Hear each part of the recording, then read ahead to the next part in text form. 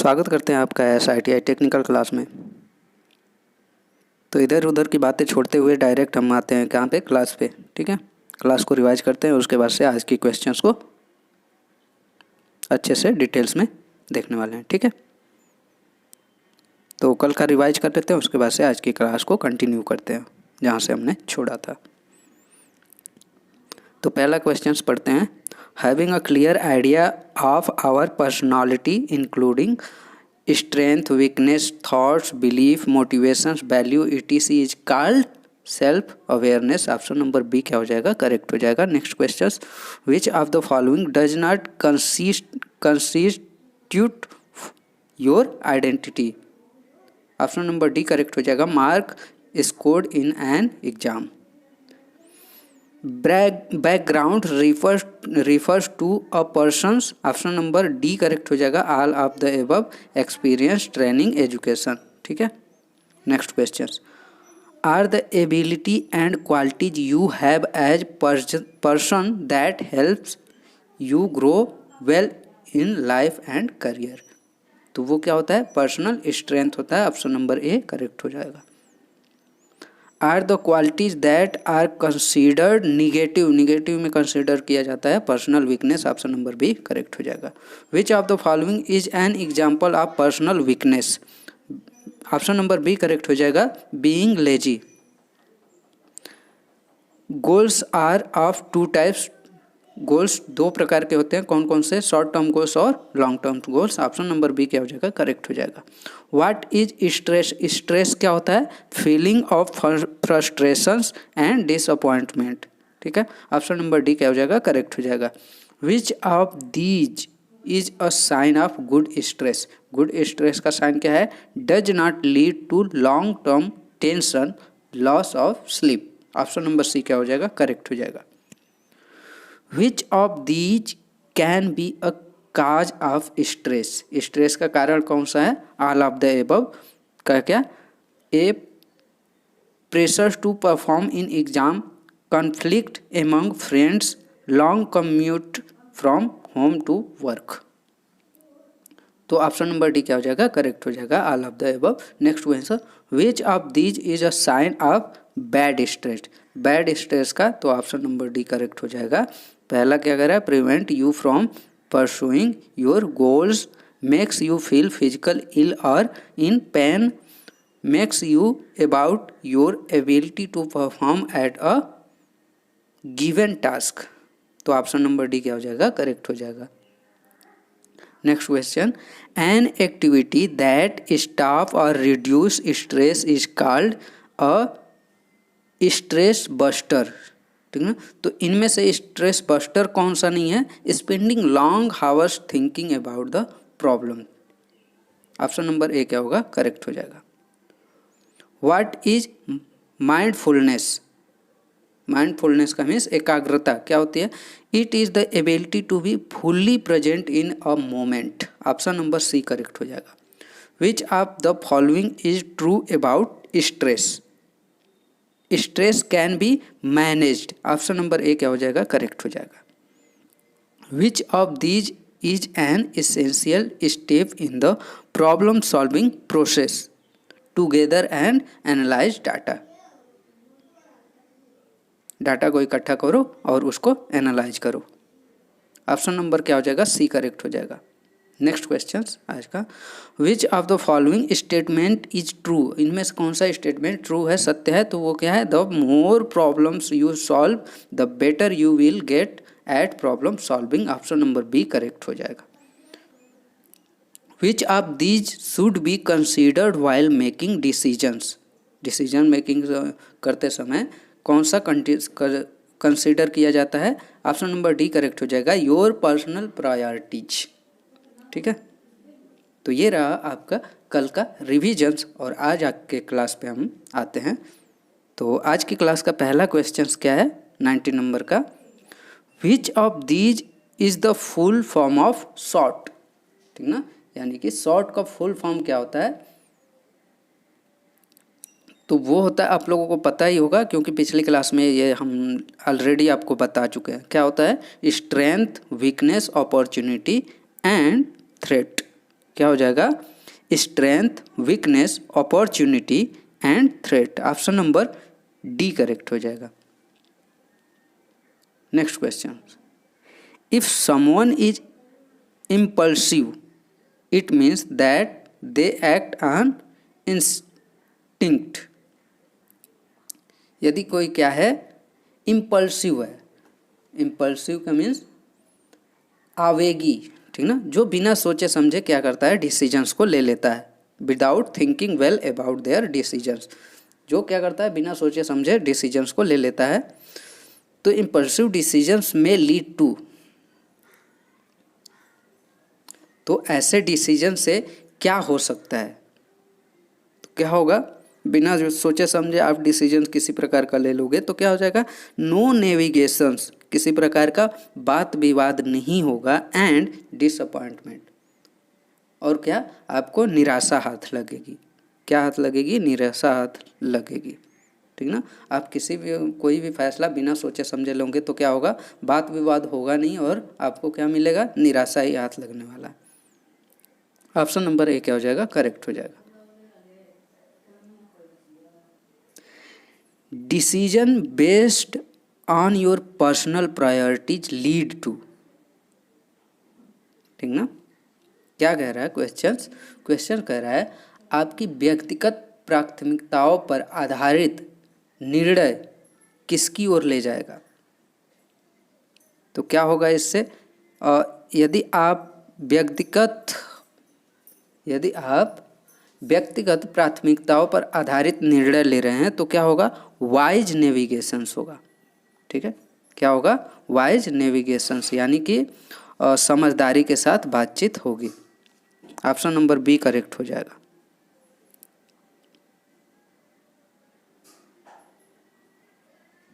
Next question, is the process of organising and planning how to divide your time between specific activity. How to divide, किस प्रकार से divide करोगे, बांटोगे your times, अपने time को, between specific activity, यानी कि किसी विशेष गतिविधि को करने के लिए आप अपने टाइम को कैसे डिवाइड करोगे, बांटोगे। और ये डिवाइड करने का जो प्रोसेस है, यानी कि व्यवस्थित करने और योजना बनाने की। ऑर्गेनाइजिंग मीन्स व्यवस्थित करना एंड प्लानिंग मीन्स योजना बनाना। तो व्यवस्थित करने और योजना बनाने की ये जो प्रोसेस है, प्रक्रिया है, इसको हम क्या बोलते हैं? तो क्या करना है? टाइम को आपको क्या करना है? डिवाइड करना है। किसमें? स्पेसिफिक एक्टिविटी, किसी विशेष कार्य को, किसी एक्टिविटी को करने के लिए। तो किसको डिवाइड करना है? टाइम को अपने। तो that is called a time management. क्या कहलाएगा ये प्रोसेस जो होगा क्या कहलाएगा? टाइम मैनेजमेंट कहलाएगा। यदि यही मनी के केस में होता तो क्या हो जाता है? वो मनी मैनेजमेंट हो जाता, ठीक है। तो ऑप्शन नंबर ए क्या होगा? करेक्ट हो जाएगा, टाइम मैनेजमेंट। क्या हो जाएगा? Time management. Next question, which of the following statements is true about time management. Time management की बात आई ना, तो इनमें से कौन सा स्टेटमेंट टाइम मैनेजमेंट के रूप में सही है? ऑप्शन नंबर ए क्या कह रहा है? It will help to get more done in less time even when there is time constraint. यानी कि यह क्या करता है कि यह कम समय में अधिक काम पूरा करने में मदद करेगा, तब भी जब आपके पास में टाइम क्या है? बहुत कम होगा। यानी कि क्या कर रहा है? जब आपके पास में टाइम बहुत कम है तब भी क्या करते हो आप? टाइम मैनेजमेंट के थ्रू कम समय में भी अच्छा कार्य कर सकते हो। बी कह रहा है good time management enable you to work smarter, कि अच्छा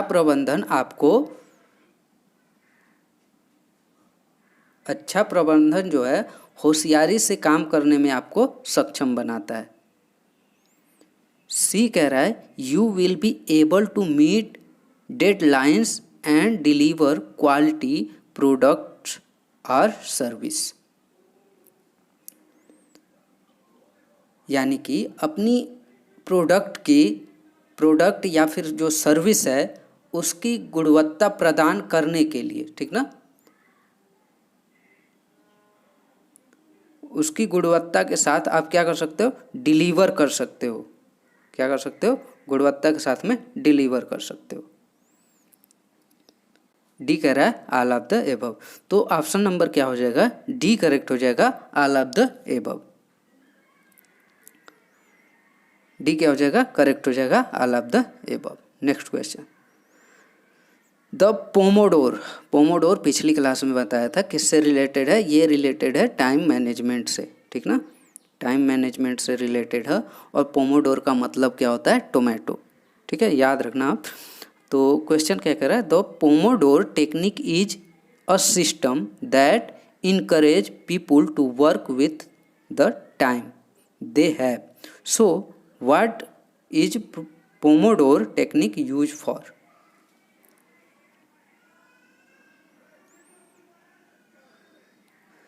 पोमोडोर तकनीक एक ऐसी क्या है, प्रणाली है जो लोगों को उनके पास समय के साथ काम करने के लिए प्रेरित करती है, ठीक ना, जो लोगों को क्या करती है, समय के साथ उनके कार्य को करने के लिए, पूरा करने के लिए प्रेरित करती है। सो इसलिए तो ये जो पोमोडोर टेक्निक यूज फॉर, तो पोमोडोर किसके लिए यूज किया जाता है, पोमोडोर टेक्निक जो है, प्रक्रिया है, ये किसके लिए यूज किया जाता है, ये यूज किया जाता है टाइम मैनेजमेंटिंग के लिए। ऐसा कोई वर्ड आपको दिख रहा है, managing time and staying focused on one task for longer, ठीक ना, लंबे समय तक एक टास्क पे फोकस रहने के लिए टाइम मैनेजमेंट का एक क्या है, प्रोसेस है, ठीक है, क्या, पोमोडोर, ठीक है। तो बी क्या हो जाएगा, करेक्ट हो जाएगा, option number B is the right answer. Next question, how many days does it take to form a habit.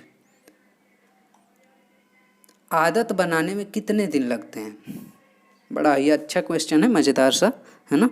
How many days does it take to form a habit, habit को बनाने में, आदत को बनाने में कितने समय लगते हैं, कितने दिन का समय लगता है। तो कितना लगता है भैया, 21 डेज, याद रखोगे कितना लगता है, 21 डेज।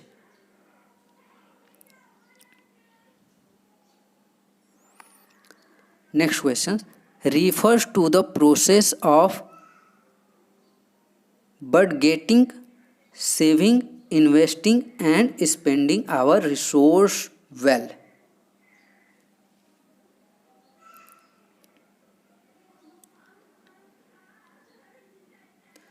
हमारे संसाधनों को अच्छी तरह से बजट बनाने, बचत करने, निवेश करने और खर्च करने की प्रक्रिया को संदर्भित करता है। तो कौन करता है, बजट बनाने या फिर खर्च करने, सेविंग करने। तो ये किससे रिलेटेड है, that is related to money. ये क्या कहलाएगा, मनी मैनेजमेंट। अभी हमने बताया था ऊपर वाले क्वेश्चंस में, अगर टाइम की बात होगी तो क्या हो जाएगा, टाइम मैनेजमेंट, और मनी की बात होगी तो money management. Option number A क्या हो जाएगा, करेक्ट हो जाएगा। Next question, N example of desire is. तो आप बताओ इसमें से डिजायर का एग्जाम्पल कौन सा है।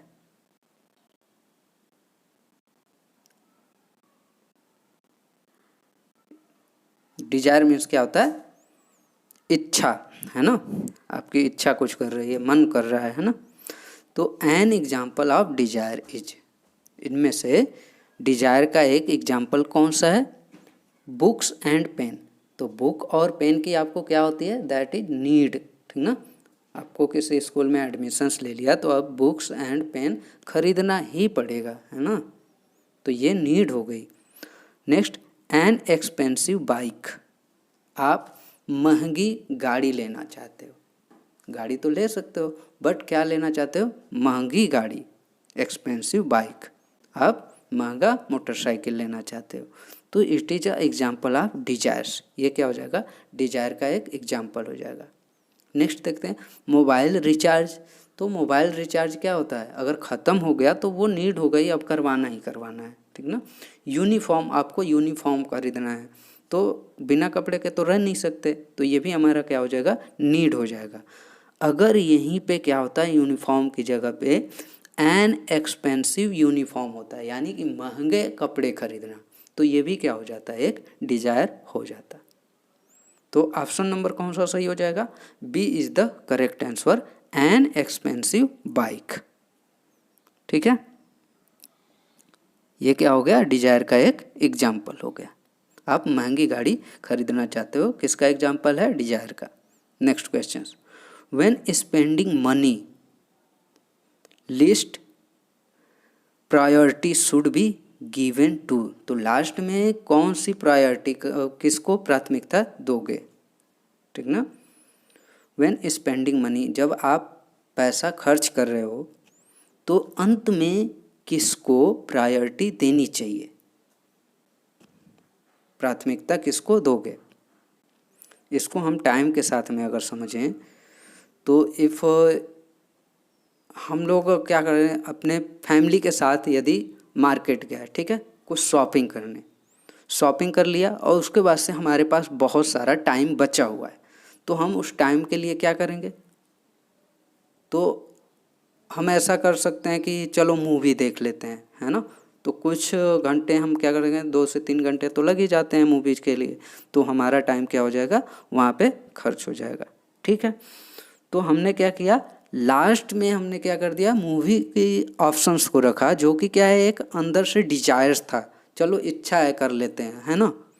तो उसी प्रकार से मनी के लिए आता है, व्हेन स्पेंडिंग मनी, जब हम पैसा खर्च कर रहे हैं तो लास्ट में किसको प्रायोरिटी देते हैं, डिजायर्स को देते हैं। किसको देते हैं, डिजायर्स को देते हैं। इच्छा कर लिया, ठीक ना, कि मन कर दिया कि नहीं ये खाना है या फिर ये कुछ चीज़ें लेनी है, तो हम क्या करेंगे, अगर पैसा बचता है तो ले लेंगे। ठीक है, तो लास्ट में किसको देंगे, डिजायर्स को हम प्रायोरिटी देंगे। ऑप्शन नंबर सी करेक्ट हो जाएगा।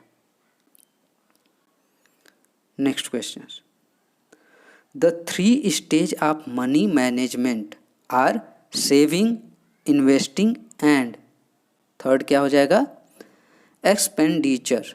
क्या हो जाएगा, एक्सपेंडिचर, यानी कि व्यय करना, कहाँ पे हमें व्यय करना है, कहाँ पे इसको लगाना है। पहले हमने क्या किया, सेविंग करा, फिर उसको इन्वेस्ट करा, और तीसरा क्या करना है, उसको कहाँ पे हमें लगाना है। ठीक ना, स्पेंडिंग खर्च करना नहीं है, खर्च तो आप उड़ा दोगे, है ना। इनकम करना ये भी नहीं है, उससे इनकम नहीं आएगा, क्योंकि हम क्या कर रहे हैं, सेविंग कर रहे हैं, इन्वेस्ट कर रहे हैं, तो अब क्या करेंगे, इनकम के लिए हम क्या करेंगे, व्यय करेंगे, लगाएंगे उसको कहीं पे। तो ऑप्शन नंबर क्या हो जाएगा, ए करेक्ट हो जाएगा, expenditure. Next question, this intention to move out of one's place to another for better job is called, यानी कि आप बेहतर नौकरी की तलाश में क्या कर रहे हो, एक जगह से दूसरे स्थान पर जा रहे हो, तो ये इरादे को क्या कहा जाता है, ऐसे इंटेंशंस को क्या बोला जाता है, ऐसे इंटेंशन को हम बोलते हैं माइग्रेशंस, यानी कि प्रवास। ठीक ना, प्रवास मीन्स अनजान जगह पे, परदेसी वाले, है ना, प्रवास यानी कि पराये वास करना, पराये देश में वास करना या पराये जगह पे वास करना, प्रवास। ठीक ना, migrations. Option number C correct हो जाएगा, माइग्रेशंस। ठीक ना, तो कह रहा है क्वेश्चंस कि ऐसे जगह पे जहाँ पे बेटर जॉब के लिए एक स्थान से दूसरे स्थान तक जाना, ये इंटेंशन क्या कहलाता है, तो ये कहलाता है migrations. Option number C correct हो जाएगा। Next question, what is comfort zone, comfort zone क्या होता है। तो कंफर्ट जोन जहाँ पे हमारी सारी चीज़ें क्या हो रही हो, पूरी हो रही हो, उसी को हम क्या बोलते हैं, कंफर्ट जोन बोलते हैं। वहाँ पे हमें रहना पड़ रहा है नहीं, ठीक ना, मतलब ऐसा लग रहा है कि सब कुछ हो रहा है, सही हो रहा है, तो उसी को हम क्या बोलते हैं, कंफर्ट जोन बोलते हैं। क्योंकि ये देखो क्या है, कंफर्ट जोन एक अच्छा खासा टाइम लेने वाला क्वेश्चन है, तो इसको शॉर्ट में समझना है हमें, ज़्यादा टाइम तो है नहीं हम लोगों के पास, तो इसको जल्दी से समझते हैं। तो क्या है कि जहाँ पे हमारी क्या हो, इच्छाओं को पूरी हो रही हो, उसी को हम क्या बोलेंगे, कंफर्ट जोन बोलते हैं। तो ऐसा कुछ रिलेटेड टू मिल जाए तो वही क्वेश्चन का आंसर हो जाएगा। एक कह रहा है, ये क्या कह रहा है, it is a place where we go to sleep.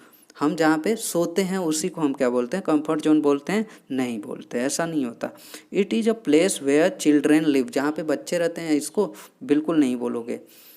Our familiar has life style and behaviours, हमारा जो व्यवहार है और जो पारिवारिक जीवन है, इज आवर कंफर्ट जोन, इसी को हम क्या बोलते हैं, कंफर्ट जोन बोलते हैं। ऑप्शन नंबर सी क्या हो जाएगा, करेक्ट हो जाएगा। डी क्या कर रहा है, a place designed in airport for resting, यानी कि हवाई अड्डे पर डिजाइन किया, रेस्ट के लिए डिजाइन किया हुआ स्थान कंफर्ट जोन कहलाता है? बिल्कुल नहीं होता।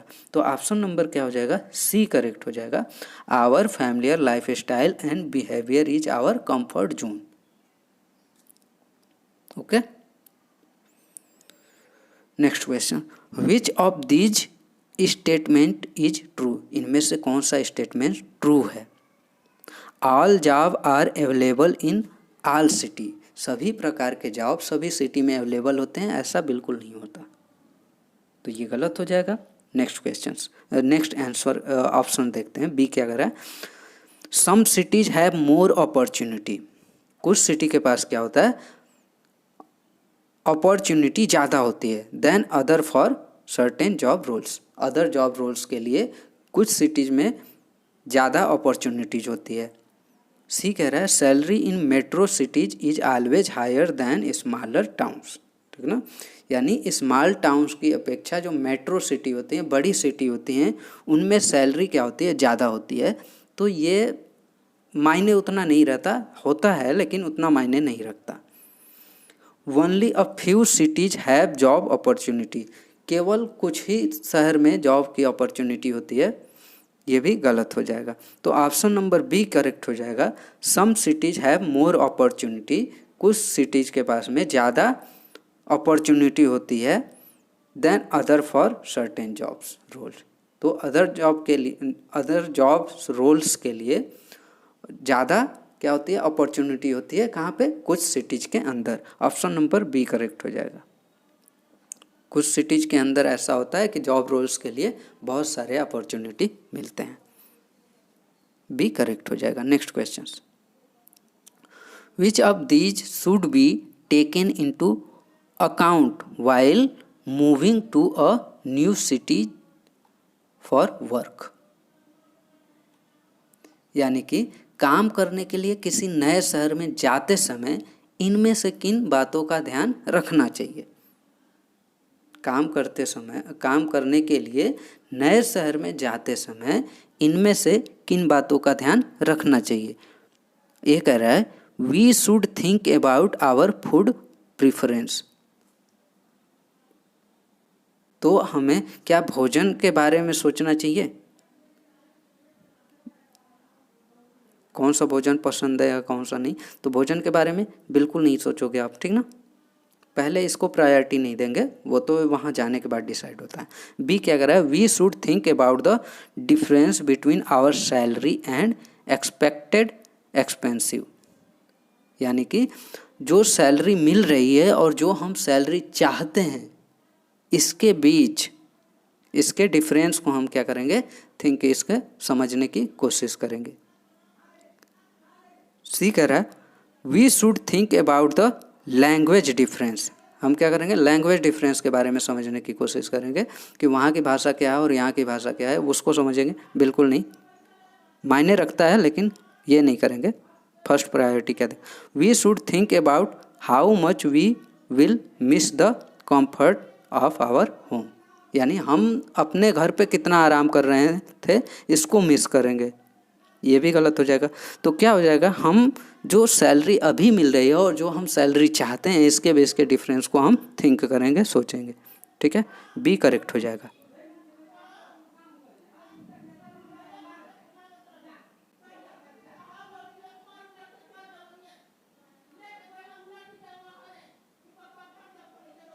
ठीक है, तो बी करेक्ट हो जाएगा। Next question, which of these expense are incurred when we move to a new city। जब हम किसी नए शहर में जाते हैं तो इनमें से कौन सा खर्चा होता है? क्या खर्च होता है भाई? बाइंग न्यू क्लॉथ, नया कपड़ा खरीदते हो, बाइंग बुक्स, किताब खरीदते हो, बाइंग शूज, जूते खरीदते हो, या रेंट ऑन एन अकोमोडेशंस, या फिर घर के किराया देने के बारे में सोचते हो। क्या ज़रूरत होती है भाई? तो क्या होता है? घर का किराया, रेंट एंड अकोमोडेशंस, आवास का किराया, ठीक ना। तो डी क्या हो जाएगा? नए शहर में जाओगे तो पहले आवास का किराया देखोगे। डी क्या हो जाएगा? करेक्ट हो जाएगा। Next question, which among these are not good manner while travelling by public transport. यानी कि सार्वजनिक परिवहन से यात्रा करते समय इनमें से कौन सा शिष्टाचार अच्छा नहीं है, ठीक ना, गुड मैनर नहीं है। इनमें से कौन सा गुड मैनर नहीं है जब आप पब्लिक ट्रांसपोर्ट से यात्रा कर रहे हो? तो क्या पहला कह रहा है, push back our seat without checking with the person on the back seat. यानी कि बैक सीट पे कोई बैठा हुआ है, ये बिना चेक किए हुए हम अपनी सीट को पीछे धकेलेंगे, that is wrong manner. B कह रहा है, be polite the fellow passengers and staff. Passenger और स्टाफ के साथ में हम क्या पोलाइटली व्यवहार करेंगे, यानी कि पोलाइटली का मीन्स क्या होता है? विनम्रता, ठीक ना, विनम्रता के साथ व्यवहार करेंगे। Follow the instruction of the cabin manager, यानी केबिन मैनेजर्स है उनके इंस्ट्रक्शंस को फॉलो करेंगे, अच्छी बात है ये। Speak in a low voice, धीमी आवाज़ में बात करेंगे, ठीक है। तो ऑप्शन नंबर ए करेक्ट क्या हो जाएगा? ये गुड मैनर्स नहीं है कि आप बिना पीछे देखे हुए कि कोई बैठा है या नहीं आप अपनी सीट को पीछे धकेलोगे, ये क्या है? गलत बात है। ऑप्शन नंबर ए क्या हो जाएगा? सही हो जाएगा। Next question, which of these documents are not compulsory required for international travel. जब आप इंटरनेशनल ट्रैवल कर रहे हो, ठीक ना, यानी कि अंतर्राष्ट्रीय यात्रा करने के लिए इनमें से किस डॉक्यूमेंट की आवश्यकता नहीं पड़ेगी आपको? पासपोर्ट की पड़ेगी, वीज़ा चाहिए, पर्सनल आइडेंटिफिकेशन चाहिए, फॉर एग्जांपल आधार कार्ड चाहिए होता है। डी कह रहा है इलेक्ट्रिसिटी बिल। तो इलेक्ट्रिसिटी बिल की आवश्यकता नहीं होती है। कब? जब आप इंटरनेशनल ट्रैवल कर रहे हो, यानी कि अंतर्राष्ट्रीय यात्रा कर रहे हो, तब इलेक्ट्रिसिटी बिल वहाँ दिखाने की आवश्यकता नहीं होती है। क्या क्या होता है? पासपोर्ट होता है, वीज़ा होता है, पर्सनल आइडेंटिफिकेशन कार्ड होता है, ठीक ना। फॉर एग्जांपल आधार कार्ड हो गया, पैन कार्ड हो गया, वोटर कार्ड हो गया, ये सब, ठीक है। तो डी क्या हो जाएगा? करेक्ट हो जाएगा। तो ये हम लोगों का टॉपिक खत्म हो जाता है। कौन सा टॉपिक? एसेंशियल स्किल, ठीक ना, आवश्यक कौशल। तो आज के क्लास का ये लास्ट क्वेश्चन था। कल नए टॉपिक के साथ मिलेंगे, तब तक के लिए जय हिंद। और वीडियो हाँ पसंद आए तो लाइक करना, चैनल को सब्सक्राइब भी कर लेना। धन्यवाद।